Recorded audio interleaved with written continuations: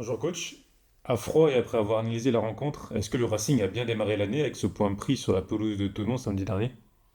On va dire que c'est un bon point, mais je pense qu'on méritait d'en prendre deux de plus, parce que les plus grosses opportunités, c'est nous qui les avons eues en deuxième mi-temps. En tout cas, j'étais vraiment content du contenu de ce match, la discipline collective qu'on a mis et d'avoir su répondre présent dans les duels, parce que c'est une équipe qui impose beaucoup de duels, très athlétique, avec des joueurs de vitesse devant, donc c'était une bonne entrée en matière sur la deuxième partie de saison.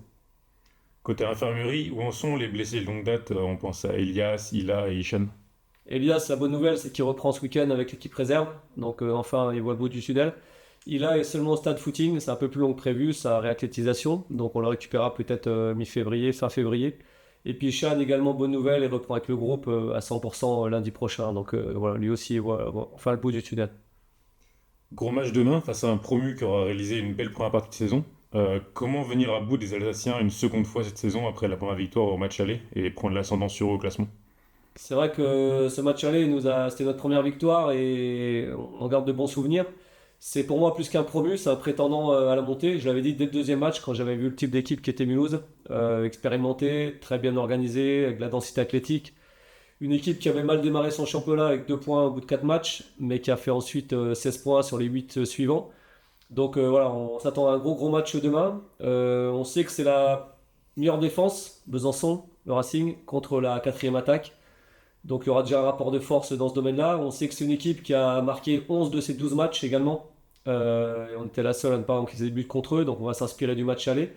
Par contre, c'est une équipe qui aussi a pris au moins un but sur 11 de ses 12 matchs.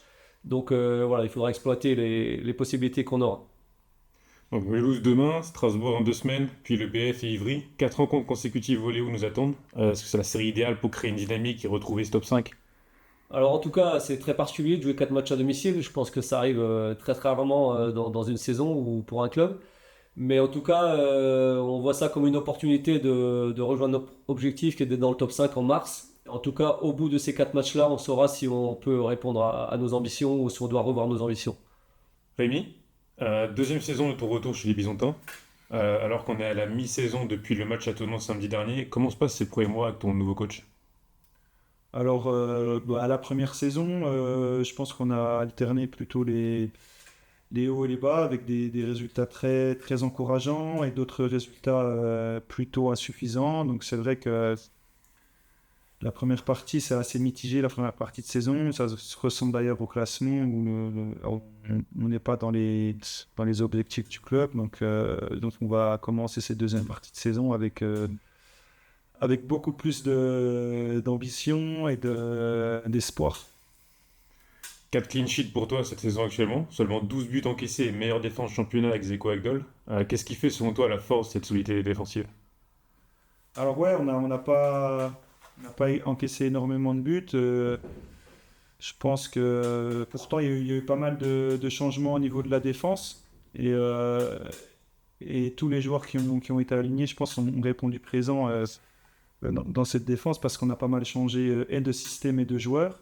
Donc ça, c'est vrai que c'est souvent pas évident. C'est plus facile d'avoir des vrais repères avec souvent les mêmes joueurs alignés devant moi.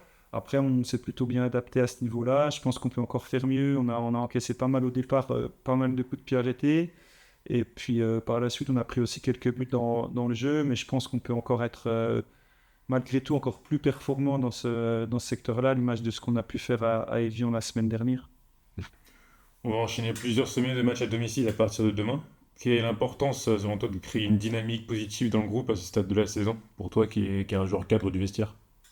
Bah, c'est sûr que la première partie de saison, c'est vraiment, j'ai envie de dire, pour faire justement des automatismes, de vraiment créer un groupe. Et maintenant, on commence presque d'ores et déjà un sprint jusqu'à la fin de saison. Les matchs vont s'enchaîner. On a la chance d'enchaîner quatre matchs à domicile avec le match de Strasbourg qui est un match en retard.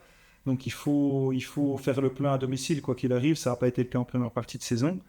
Donc, si on veut bien figurer dans ce championnat et se rapprocher des 5 premières places, il faudra faire le maximum à domicile et prendre le maximum de points chez nous et arrêter j'ai envie de dire, de faire des cadeaux sur certains matchs comme on a pu le faire en première partie.